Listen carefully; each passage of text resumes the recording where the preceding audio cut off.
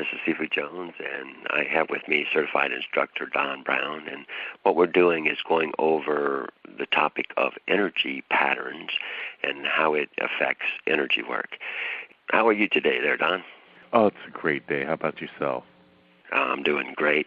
It's really nice that we're finally learning how to take control over our emotional stability, and simply by manipulating the energy, we can actually do that. And that's kind of what we're going over today, is how these energy patterns basically work. And, well, first of all, since you've been studying this, what basically is an energy pattern? Looking at the definition of the word pattern, we see that a pattern is a regular or repetitive arrangement, occurrence, or way of behaving. And so a pattern is something that's repeated, something that is predictable, and because it's predictable, we can therefore learn how to proactively control it. And we're also going to show them how this is affected even by the use of our training devices, and how we can switch things in and out and create a heavier chi. And all energy, whether they're sound waves or electromagnetic waves, light, even gamma rays or X-rays, they all follow their own patterns and their own characteristics. For example, the sound wave, something we're very familiar with, it has a high and low, and it's kind of like the sine curve that we're used to seeing and see when we're studying math and trigonometry. It goes up and down, it has those peaks. That's something that we can predict, and it is repeatable. And that kind of pattern is something that we can actually manipulate. And all energy has a pattern. And the higher forms of energy, like electromagnetic energy, they fall into the areas of fractal patterns, which are very interesting. And we can learn how to cause them to self-replicate and build upon themselves to get stronger and stronger. But again, because it's a pattern, it's repeatable, it's observable, and therefore we can predict it and proactively manipulate it. Yeah, it is kind of funny that what you brought up about even sounds there, that actually any piece of matter will have a sound to it. And, things like rocks, where you'd think, well, there's nothing to a rock. How could it possibly have a sound? And yet, when you check it out scientifically, it's putting off noise. And this noise is literally getting the sophisticated equipment that we can literally do that, pick up on things like that. And that's what's really exciting about living during this time, is we're finally catching up with the science, how everything does work. And it's quite fascinating, really, isn't it? Very much so. And one of the things that makes sense to me, especially with regards to string theory, they look at it as tiny pieces of matter, very, very, very tiny pieces of matter that vibrate, and how a lot of the leading scientists and theorists describe this as how a guitar string will vibrate, or a piano wire will vibrate when it's plucked. And that vibration is movement, that vibration is energy, and that is what gives it its characteristics. Now, because everything is made of strings, that's the tiniest compartment, that's the tiniest piece of matter that upon which everything else is built, it automatically means that everything is resonating. And so in that sense, even the rock, even though we're not walking past it and hearing it, it's vibrating in the same way that sound vibrates and causes us to hear that energy. A sound wave is a mechanical wave. It's a pressure wave. That energy hits something and causes reverberations and vibrations. Now, with our ears, they're designed to be able to pick that up so we can hear the sound. That's the manifestation of that. That's how our sensors work. Our eyes don't necessarily hear sound, but they pick up the pattern and the electromagnetic energy phenomena that we call light. So we see. Our ears aren't designed to see or hear light, but they are designed to pick up that particular pressure wave. So these different forms of energy, our bodies have multiple sensors and ways of picking them up and being aware. And the more we become aware and have a higher knowledge of it, we can begin to predict what's going to happen and then manipulate for the outcomes that we desire. And a real easy pattern like we're talking about, because it's not complicated, and some people will think, well, what do they really mean? And it could be as simple as throwing a pebble into a pond and seeing the ripples. And That's a pattern. It's a repeatable thing that's going on. And you'll notice that even a pebble in a pond will cause this curvature or circular thing to come out. And most patterns actually have this curvature or signature to it. And that's why they're learning things like the C exercise, later the O exercise, is because this is the best way to deal with energy patterns, is to go likewise, to use the same type of patterns back. And the cool thing that you found out is that even our heart is these patterns, these energy patterns come off even the beat of our heart, doesn't it? Our heartbeat is a fractal pattern. It operates and beats in multiple modalities.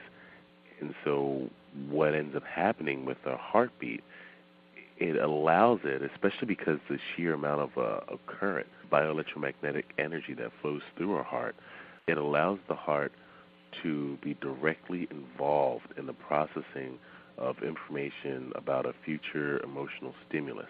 It senses different things that are going to happen because everything is entangled. And as we know through the telephone lines or through high-speed internet or anything of that nature, light and electromagnetic energy can carry information.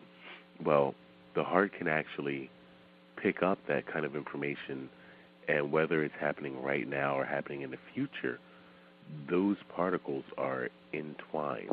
Light does not age. So whether it's happening now or in the future, that same particle of light is entangled and has that information.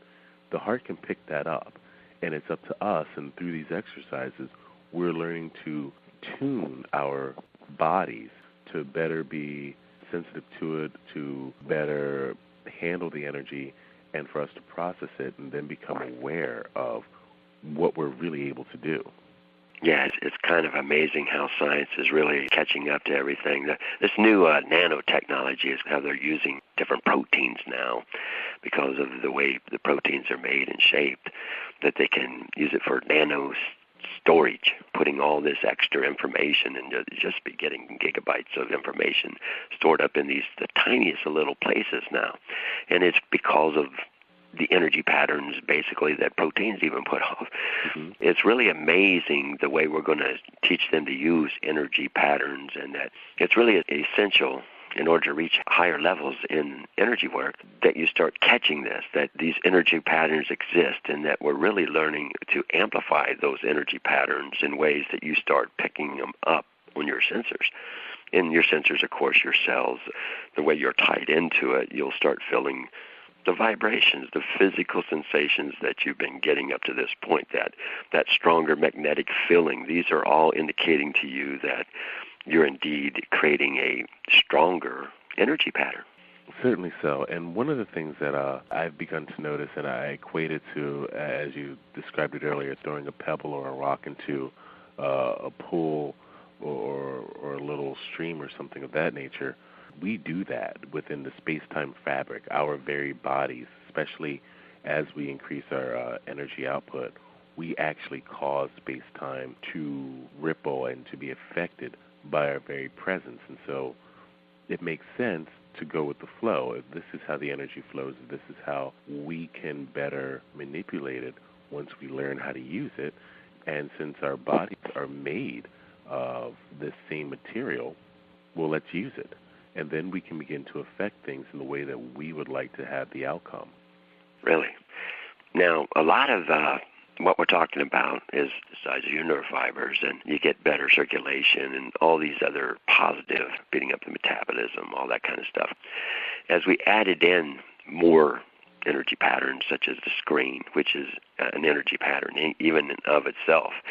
And it's funny about the screens because down the road, as a result of their screens coming in thicker and thicker, they're going to start developing a strangeness that comes out of this chi. And we've talked about how sometimes people will make this smoky chi come out of them. And that's a result of getting your screen to come in better. I mean, as you get better glimpses, you'll just notice that your arm is smoking or your leg is suddenly smoking. And these are a result of energy patterns that you're sending through that area, and out comes a result of that. And it's a strange process. I mean, some of the other things that will happen, of course, as you get towards the heavier chi type making, are these dark clouds or symbols or stray clouds of white or black or gray or different things. Even different colors occasionally will come out of you, and you'll think, well, what is that? And almost get scared by your own chi. And really that's what it was. It was the whole time it was your own chi. As you're learning to take up more and more room around you, you are going to affect the time-space fabric more around you. And so most of the time as you're going through this process, when you start seeing things like that happen, and it's going to be your own chi. And you certainly saw that was true, didn't you? Oh, yeah. I can remember many different occasions, and a couple I'll share. As I began to get my chi denser, it got heavier. And again, going back to the idea of dropping a rock in a body of water, that ripple effect.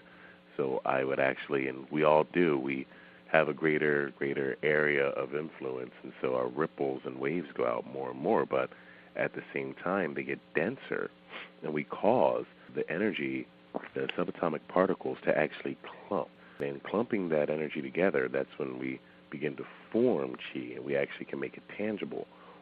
We do that deliberately during our exercises, but it's part of our flow patterns, and sometimes it just happens. And I remember one occasion I was working with my manager. It was just the two of us, and we were in a conference room. We were working on a problem, a complex system, and for whatever reason, my body and my spirit, we caused some energy to clump, and I saw floating, just shooting past us, not terribly fast, but not too slow. It almost seemed like it was a fly in the room, except I realized as my eyes followed it and looked up, it was some of my own chi. And what was really interesting, my manager saw my attention go from eye contact with him to looking up skyward, and we're in a closed room. He looks up, and there are no windows. It's just us in a room. He looks up and sees, because there's definite interest in my eye and my facial expression. He looks up, and I'm like, when I see him look up, at the same time I realize that's my chi. Be cool, Don. And I just looked down and continued working because I knew he didn't see what I saw. And he was kind enough to not press the issue. He was kind enough to not to say, look, what are you looking at, you crazy, or anything of that nature. And getting comfortable with this, because most of us do have to interact with other people that aren't doing the training. We have to socialize with other people that are quote-unquote real world. We're not in a total training environment where everyone we talk to and work with are going through the same exercises. There was one time I remember I was in a room with maybe 5 or 6 different executives, and for whatever reason, my energy got excited, and the chi around me got so dense, I could actually see raining down like sprinkles of energy and electricity, and almost like little shards of matter just going around me. And it was nice and easy. And I want to say, Sifu Jones, that you had a hand in that, and I recognized it, and I had to play it off because it was definitely weird. Well, and at the time, you were trying to keep your mind focused on the task at hand, which was getting that position that you're wanting and everything. And so, that was a particular time. But, yeah, it's funny that sensitive people, too, will notice this stuff. I mean, as you start being able to kick out the smoky chi as a result of getting your chi thicker, and a lot of people are reaching that stage now, and what we're talking about with the C exercise and beyond really open it up to a whole nother level of that, which will take a while for most people to get to that point. But yeah, those are very normal type of things that you're going to see. And like I say, if you're around another sensitive person, and even if they're not in this method, I've many times, had people that were sensitive saw the same thing I saw, or if you're dealing with other chi people, saw the same thing that they did. And it's strange that people can tune in on this, but that's exactly what they do. I mean, some people are always going to be much more sensitive than other people. Now, what we're doing is evening out the playing grounds for people, so that even if they weren't very sensitive, this is a method that would take them to where they can get really sensitive and tune in to what we're talking about, because we are kind of giving them a step-by-step way. But like even the vortexes or these hypnotic devices that we're teaching them through the posters, and how to make that is a type of energy pattern, and that's a very good one to use, and a very tangible feeling that you can make stronger and stronger, and as it gets stronger, it really gives you that type of a vortex feeling. And it is a way that you can get into creating heavier patterns and to form and to manipulate the time-space fabric around you, which is the main reason why we're teaching you that, because it'd be so much harder not to use circles. That's why we're using circles, because it's such an effective way of dealing with the electricity without getting hurt. Most electricity really works like a lightning bolt right out of the sky, and that's such a destructive, hard-to-control type of thing. And who knew that you could change these attributes over in the way that you can? But that's really what we've shown you scientifically. They've learned to pause this stuff, freeze it, to do any type of number of things, to take it from one dimension into another dimension, one time place to another time place. And it's really strange that they're finding out that you can do all the things that we're talking about. But because you can, that's how we can say that, yeah, we can literally take you from here to there, and this is why it will work, huh? The idea that you can actually physically freeze light, when I read that, that made sense to me. Like, okay, I can cool this down. I can actually give it the attribute of temperature. You can slow it down. You can speed it up. Light can be manipulated. Electromagnetic energy can be manipulated. And with that comes the ability to predict and control. And we're just learning how to do it without the billion-dollar machines that most people are using. The scientists that are discovering this, they're using billion-dollar machines. We're learning how to do it with our own bodies and spirits. Yeah, and you would think, that billion-dollar machine, that must be putting out a lot of energy. And yet, no. Most of these machines are all about picking up what you're trying to see. It's more of a sensitivity type of machine more than it is actually kicking out the energy type machines, although the new proton accelerators that they have out there, it's quite amazing what they're learning from the energy patterns of slamming protons into each other, and what they're learning from that. And that's why they really are starting to catch that this whole world around us really is kind of like a 3D hologram. And it's really an electrical process more than anything else, isn't it? Very true. Very true. The particles themselves, the nature of matter and antimatter, scientists are really looking, even the implications of how accurate the string theory is. It leads to the idea that this is more of a hologram than actual reality. And I remember all those years ago when I first started training with you, you told me this is an illusion and we can learn to play in it. And it kind of hurt my head a little bit. I'm like, well, seems pretty real to me. But then again, the body being so attached to the electricity, it believes that it's real. But slowly but surely, you've taught me that it's real up to a point, but at the same time, it's something that we can manipulate as we increase our sensitivity and awareness. And that really is what we're talking about, is the manipulation part, so that you can catch the reality of what is around you. And part of it is really the mathematical formula, E equals MC squared. Most scientists are trying to speed things up and get them faster and faster, and we're actually teaching the opposite of that. We're actually going the back way to the formula, so that we're taking it from a speedy level where it's nothing but energy, and slowed it back down until it's mass again. And that's the strangest process ever, and that's why it all seems so weird, and why you have to learn to cool it down like you do, and because there's a lot of heat that'll come from that slow down process. And yet that's what we're really learning to do, and when you can do it effectively, you can totally manipulate this time-space fabric around you in ways that seems totally impossible now. But it's really getting your mind and your body to accept the fact that you can do that. Now, what most people have to understand, that the reason they feel that table around them is the sensors that come from their body. their body says that thing is real. And so we tap in from the spirit into the body. We're really hooked in real well. And so it tells us it's real, and so the spirit thinks it's real. Now, once you bypass these different senses of the body, like I'm showing you how to do a little bit at a time, this is where that reality will be changed. And this is where you can get your mind hurt. Because when you see things that seem impossible, sometimes that does hurt your mind because it doesn't compute out. It's nothing that you recognize, and that's why, like, fear can come out of you. And even fear, and that's what I'm really trying to get people to really understand about what we brought up about the second brain. That is the bypass of the fear connection. Your body is going to get scared along this pathway to heavy chi.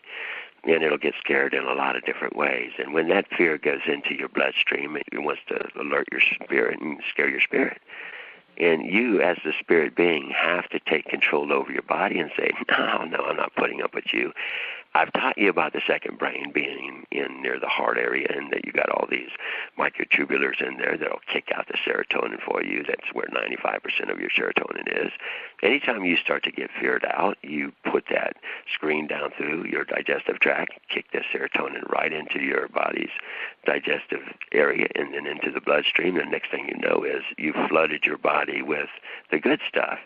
It will wipe out the fear hormone because you can dump much more of it in there than what the fear will come out of you. And this is how you get it back under control.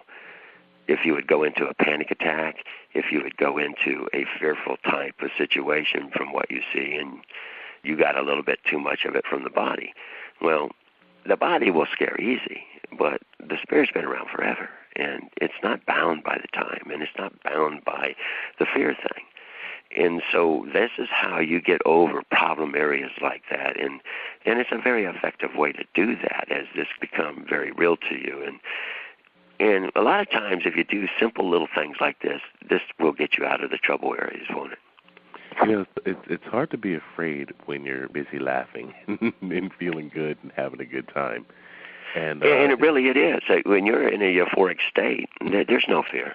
And that's what you got to learn to teach your body, that you have control over your body. It doesn't have control over you.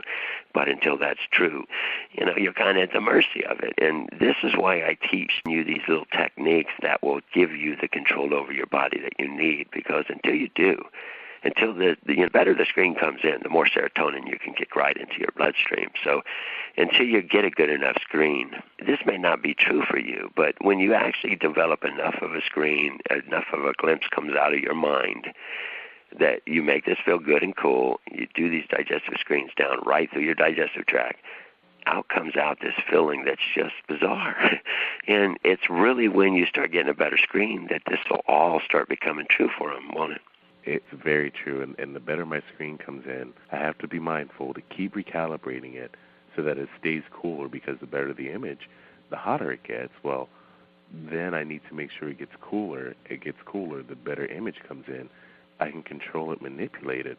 But yes, it actually takes on a tangible sense, becomes physical, and running that screen through my digestive tract just kicks out so much serotonin that my body actually has no choice but to respond in a way that's happy. I get the giggles, I'm grinning, and nothing happened. Nobody's sitting on my shoulder telling me jokes or reading anything amusing. It's just me, my spirit, and my mind saying, this is what I want to do with the energy. This is the result that I want. Run it through the shell that I'm attached to right now, and we're going to have a good time. And that's exactly what happens. And this is more of how you got to use the screen for quite a while here. You got to learn to keep out the emotional intensity out of your form training at this level. Because adding emotional content or this additional intensity to this training usually always comes out destructive, and usually you just get burned. Then also, this heavy chi done in that particular way will bring spiders out of the woodwork because of the vibrational thing. And so really do this good feeling cool thing. If you don't cool it down, it gets too hot, all sorts of critters will want to bite you, and this is a direct result of you doing energy work wrong. So listen up on these type of areas here so you don't have trouble with spiders. And that's so bizarre, that this spider thing will poke his head up again here during this heavy chi phase. But it's also a way that you're doing your energy work right. When you don't have to deal with spiders, then you're doing real well because they won't bother you in the slightest if you're on the cool side. And use those cool packets. You can use different things and different training devices that will help you get over to this better side, and you'll avoid all these different things as a result of doing that. It's funny, as you get really good at putting out stuff like this, like even the spiders, like a few months back, a spider had come down off the ceiling and landed in between myself and somebody else, and it was a real big spider, and I could see the look of horror on the person's face, and so I put some intensity into my slap, and I slapped it. I was going to just slap it in between my palms, and it was a big spider, and I hit it exactly right. And, of course, when I opened my palms, nothing was there. And, of course, they looked at it, and they started looking all around, and there was nothing there. And it was funny because I was just going to get me a glass of water, and I was just thinking that I just remembered that I really didn't say or didn't have a mind intent of what I wanted there to happen. So I just said in my mind, boy, I wonder where that spider is. And the next thing I know, as I opened up the door of the cabinet to get a glass of water, it materialized right in front of my face and dropped to the bottom of the shelf. And I had to, kill that spider again. And it's the weirdness that will come out of this that just seems like, well, that would be impossible. And yet, study the science. You'll find that there are some really strange occurrences that happen in this universe, and now that we understand more of what's going on, this is just something that other people can learn to do. But again, there's a continuity that you have to use here with what we're trying to tell you. You have to learn to get around your own body senses in the right way so this stuff will work in the right way for you. And checking your emotional content, not letting it get out of hand. Little things like that, not getting too hot so it gets out of hand. If you stay with the 4 rules, it's amazing how they're going to keep you from getting hurt from doing this whole process. I myself was guilty, one, of not wanting to use the ice, and it took a while. It took a long time of me hurting myself before I finally put my ego aside and said, okay, I can't keep it as cool as it needs to be. I'm going to use this ice. Once I started using the ice, I stopped running into problems. And there were moments in time where I was rushing or thought I had it under control and didn't use the ice. Well, shortly thereafter, I would throb, or I would be a little bit too yangy, and I would see that my interactions with other people weren't going as smooth as they were when I was using the ice, and constantly keeping it cool. And the reason being, every single time I go, and other people will find this too, when we relax down and we're doing our training, doing these exercises, even if only a tiny, tiny bit, the images come in better. It's still coming in better. We have to recalibrate it. It's a constant period and a constant effort of refinement. I think it's called Kaizen, always making better, always making better, always evaluating, recalibrating, making it better.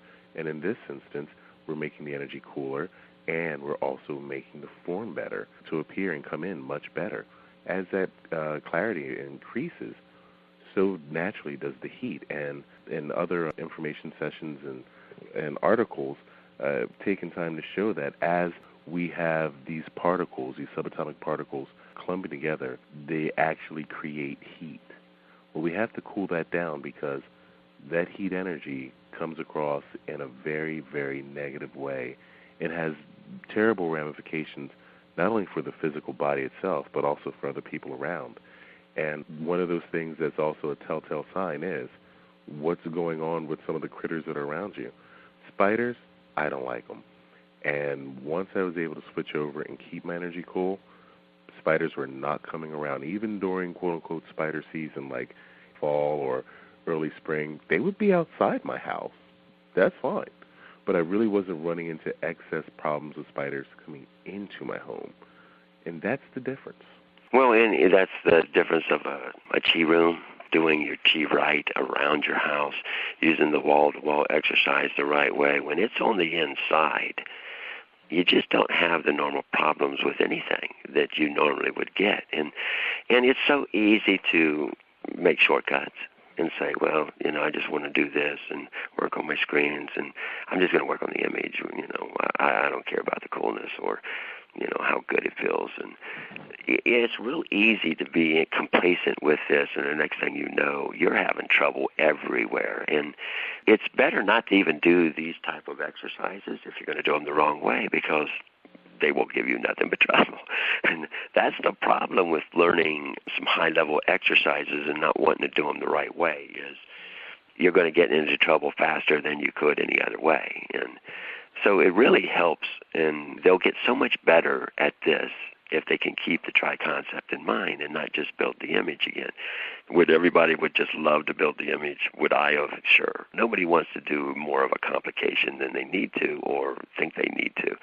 But you can't get around this tri-concept. I mean, if you want to get to the highest level with the least amount of danger, this is the way to go. And it really will keep you out of those danger zone areas. And like you say, recalibration all the time. You have to constantly understand that you have to check back. That's why a long time ago I said, write the 4 rules right there on the wall. Because it's so easy just to go on and not pay attention to something. And you just don't pay attention for a little while with this at this level, and you've caused all sorts of havoc in your life that doesn't need to be there.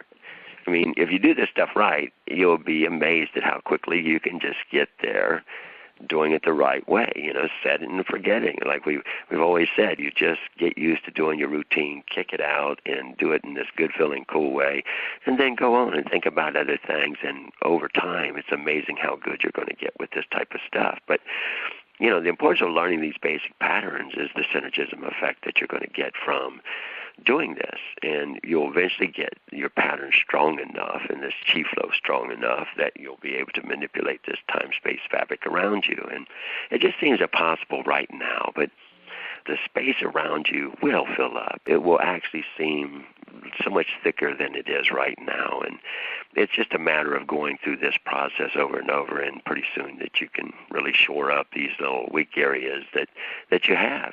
I mean, that's why you got put onto the supersets, because it's going to build up any weak areas in your body and help you get over that process of overloading when you try to use any type of an intensity. And down the road, you'll be able to use intensities to your chi, but your nerve fibers will be a lot stronger, and your whole body can handle the overreach a lot more than somebody that isn't used to developing these energy patterns in them. The energy patterns, as you cause these disruptions in the time-space fabric, again, these different types of phenomena will come out of you as a result, and you will become more and more aware that, okay, it's finally starting to happen for me. And that's the exciting part about this, is at this level, you finally are starting to get to the point where you can manipulate things around you. Something I was thinking about, which was ringing more and more true for me, the fact that we are, whether we are aware of it or not, creating these energy patterns with our exercises, the actual exercises we're doing on ourselves for our own bodies. Again, going back to the idea of dropping a rock in a pond and those ripples go out. When we're doing our energy work, we're sending out ripples, a circular fashion around the space-time fabric around us.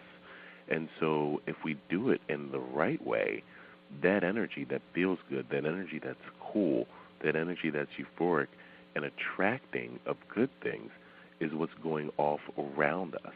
Therefore, it's just as we move about our day, we're kicking that off. We're constantly throwing that rock in the pond. Electricity itself is a fractal pattern, and fractal patterns are often self-replicating, which means they just keep building and building and going and going. Well, that's how you have a good day and continue to have a good day. Now, on those days where I wasn't keeping it cool, where I didn't have my mind right, where I was either negative or angry or just not in a good place, and I still continued my training, I was building a negative pattern, and it was replicating, self-replicating.